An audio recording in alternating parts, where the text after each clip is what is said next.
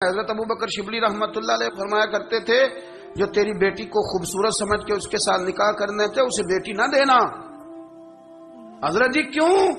فرمایا حسن تو تھوڑے دن کے بعد ختم ہو جائے گا، پھر وہ اس کی قدر نہیں کرے گا، وہ تو کہیں اور منہ مارتا پھرے گا۔ حضرت ابو بکر شبلی رحمت اللہ تعالی علیہ کی بیٹی خوبصورت تھی، ایک نوجوان کہنے لگا میرا نکاح کر دیں۔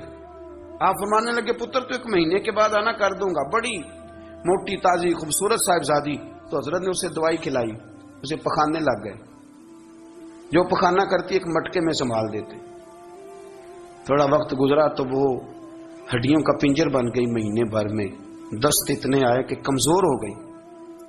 تو ابو بکر شبلی 1 مہینے کے بعد نوجوان کو بلایا، فرمایا ادھر آ تیرا نکاح کروں۔ بچی دکھائی تو وہ کمزور بستر پہ پڑی، فرمایا شادی کرنے لگا اس سے نہیں میں نے کرنی۔ فرمایا یہ وہی ہے؟ کہنے لگا جی نہیں۔ فرمایا تو کہتا تھا مجھے عشق ہے، کدھر گیا تیرا عشق؟ کہنے لگا حضرت صاحب آپ کیسی بات کر رہے ہیں؟ فرمایا ادھر آ۔ پھر وہ مٹکا جس میں گند رکھا تھا وہاں لے گئے، فرمانے لگے تیرا اس کے ساتھ عشق تھا، یہ ہے تیرا عشق۔ فرمایا تو میں 4 دن روٹی کھلاؤں گا پھر تندرست ہو جائے گی، لیکن میں دیکھنا چاہتا تھا کہ تو میری بیٹی سے پیار کرتا ہے یا اس کے چہرے پہ آنے والی کچھ وقت کے لیے سرخی سے پیار کرتا ہے، اس لالی سے پیار کرتا ہے جو جوانی کے وقت بچوں اور بچیوں پہ آتی ہے۔ کس چیز کے دل دادا؟ یعنی کیا مطلب؟ نفس کی غلامی، سراسر غلامی، اور پلٹ پلٹ کے اور بڑے بڑے سیانے بندے چھوٹی سی خواہش کے لیے۔ بڑا سمجھدار آدمی، بڑا سیانا بندہ۔ میں ایک بڑے بزرگ عالم تھے، میں ایک دفعہ ملنے گا تو پائے پکا رہے تھے، خود پائے پکا رہے تھے، تو وہ بڑے پیار کی بات ہوتی ہے نا جی، تو تامت باندھی ہوئی اور بڑی جناب خستہ حالی، اور وہ پائے پکا رہے ہیں۔ تو میں نے ان سے کہا حضرت جی پائے تو کسی اور نے بھی پکا لینے تھے، آپ بخاری لے کے بیٹھتے، چلو میری طرح کا کوئی بندہ آپ سے استفادہ بھی کر لیتا۔ اب پائے آپ لائیں گے، پھر پکائیں گے، پھر آپ کھائیں گے، تو یہ تو 24 گھنٹے آپ کسی کام میں گزر جائیں گے۔ تو یہ ایک چھوٹی سی خواہش کے لیے، میں کسی چیز کو حرام نہیں کہہ رہا، قرآن پاک کی جو آیت پڑھی ہے صرف اس کی تفسیر آپ کے سامنے عرض کر رہا ہوں۔ ہماری خواہشات ماں پالتی ہے، آپ کو نہیں پتا کتنے دکھ سہتی ہے۔ میں ان ماؤں کو جانتا ہوں جو بیٹے کے حصوں کی مار بھی اس کے ابے سے کھاتی ہیں، مار کھاتی ہیں وہ۔ ایک خاتون ایک کان سے سنتا نہیں، میرے پاس ایک دفعہ آئی، کہنے لگی 60 لگ گئی سی، کوئی دعا کر دیں، کیا کوئی وظیفہ پر ڈاکٹر کہتے ہیں ٹھیک نہیں ہو سکتے۔ میں نے کہا باجی صحیح بتاؤ مسئلہ کیا ہے؟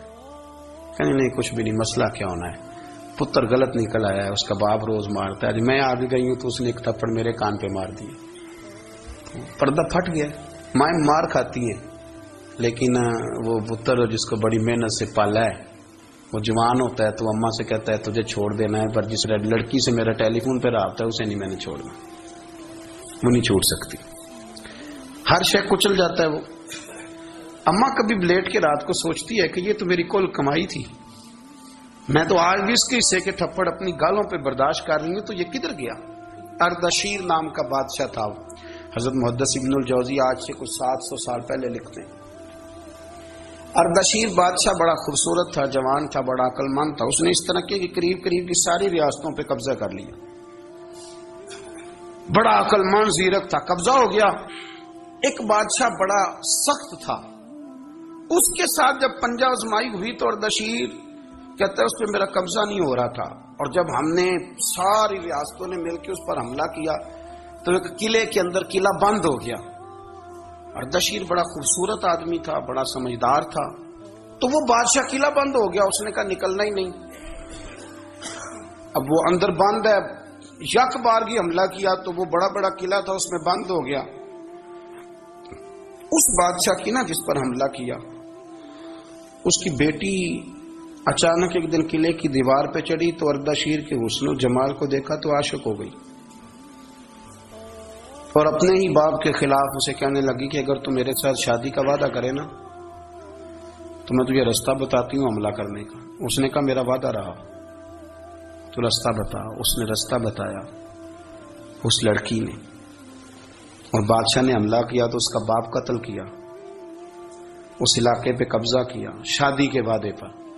ہاں نفسانی خواہش بندے کو اندھا کر دیتی، نہیں سمجھ آتی اس کو میں کدھر جانا ہے، اندھا کر دیتی۔ حملہ کیا، اور جب اس لڑکی کو لے کے آیا نا اپنے محل میں تو پہلے دن شادی کی پہلی رات تھی، تو بستر بچھایا کنیز نے، تو وہ کبھی کروٹ ادھر بدلتی کبھی ادھر بدلتی، تو بادشاہ کہنے لگا کیا ہے؟ کہنے لگی بستر میں کچھ ہے، مجھے تکلیف دے رہی۔ اس نے چراغ جلائے اور جب بستر اٹھایا تو ایک اتنا سا دھاگا نکلا۔ دھاگے سے عموماً تکلیف نہیں ہوتی، تو اس نے کہا تو اتنی نرم و نازک ہے کہ دھاگا؟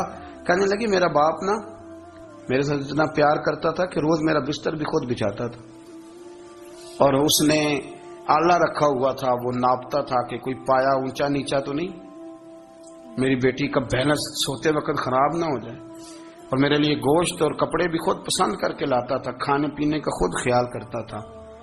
اردشیر کہنے لگا اچھا وہ اتنا پیار کرتا تھا، اور پھر تو نے اس کے ساتھ کیا کیا؟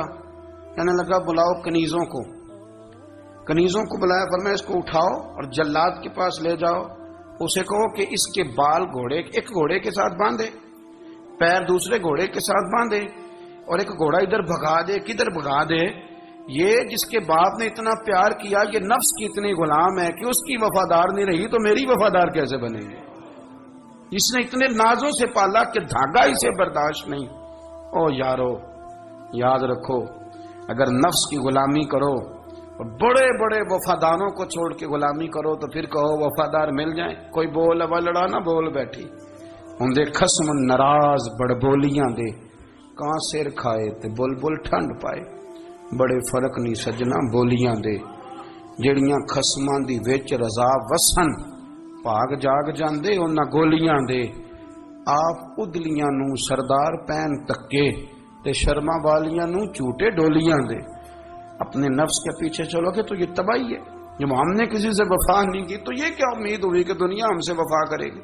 اللہ رسول کی مرضی کے مطابق اصول پسند زندگی بنائیں، ایک ایک کر کے اپنی خواہشات سے پیچھے ہٹیں، تھوڑے پہ گزارا کرنا سیکھیں، اپنے نفس کو سمجھائیں۔ ضروری نہیں کہ روٹی ہر وقت مزے کے لیے کھائی جائے، کبھی کمر سیدھی کرنے کے لیے خشک روٹی بھی کھا کے دیکھو۔